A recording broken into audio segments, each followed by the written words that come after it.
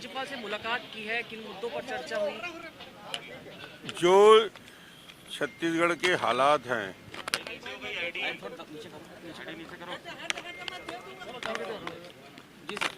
छत्तीसगढ़ की जो स्थिति है और कोविड का जो असर शहर ग्रामीण क्षेत्र में पूरे छत्तीसगढ़ में फैला है। 13,000 से ज़्यादा मौत हुई है कल, और ये आंकड़े रोज बदले जा रहे हैं। 13,000 केस आए, मौत का सिलसिला जारी है पूरे छत्तीसगढ़ में।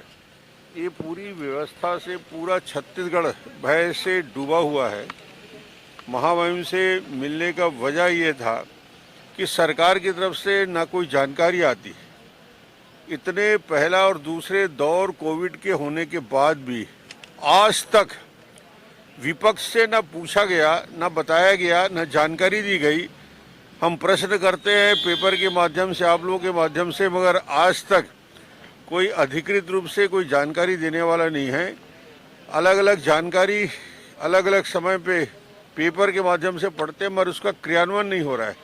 आज गरीब मरीज जो है वो शहर और गांव में मर रहा है, उसके इलाज के लिए व्यवस्था नहीं। बैठे बैठे लोग ऑक्सीजन ले रहे हैं, बेड की व्यवस्था नहीं।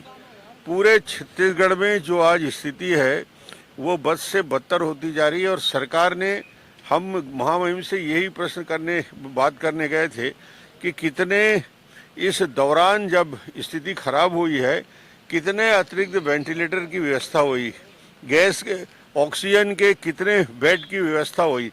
अतिरिक्त बेड जो पिछले बार कोविड के प्रथम दौर में 5,000 बेड की अतिरिक्त व्यवस्था हुई थी, ये दूसरे दौर तो और ज़्यादा भयावह है।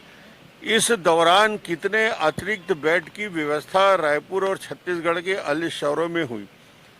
आदेश जारी होता है, सरकार के दो अलग अलग तरीके की बात होती है। ये आदेश होता है कि छत्तीसगढ़ राज्य के निजी चिकित्सकों के कोविड-19 संक्रमणों के इलाज होने पर ये सारा व्यय मरीज वहन करेगा और स्वयं के व्यय से वो पूरा इलाज कराएगा। और दूसरी तरफ बोलते हैं कि हम आयुष्मान भारत से इलाज करेंगे।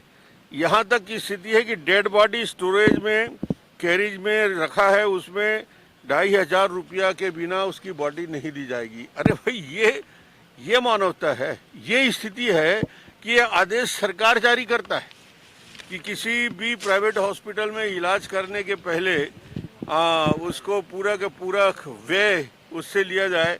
बॉडी देने के लिए 2,500 रुपया उससे लिया जाए तो फिर बॉडी दिया जाए।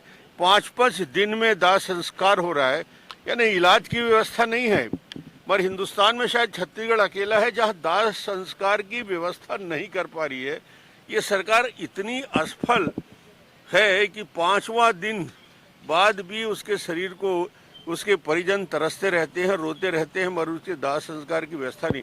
इस अव्यवस्था को लेकर हमने गवर्नर से चिंता व्यक्त किया कि ये व्यवस्था को सुधारा जाए, सबसे बात करके किया जाए। जो 400 करोड़ अकेला सिर्फ और सिर्फ कोविड के नाम से पैसा जमा है।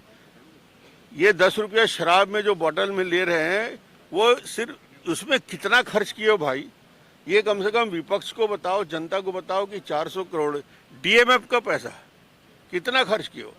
जितने भी पैरामेडिकल स्टाफ, डॉक्टर जो पहले कोविड के दौर में आपने रखा था, सबको हटा दिया।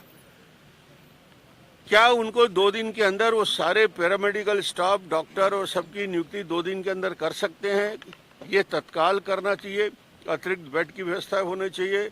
रेमडेसिविर की व्यवस्था के लिए आज भटक रहा है व्यक्ति, 1-1 किलोमीटर की लाइन लगी हुई है, उसकी व्यवस्था कब तक हो सकती है? सर, ये सर्वदलीय बैठक को लेकर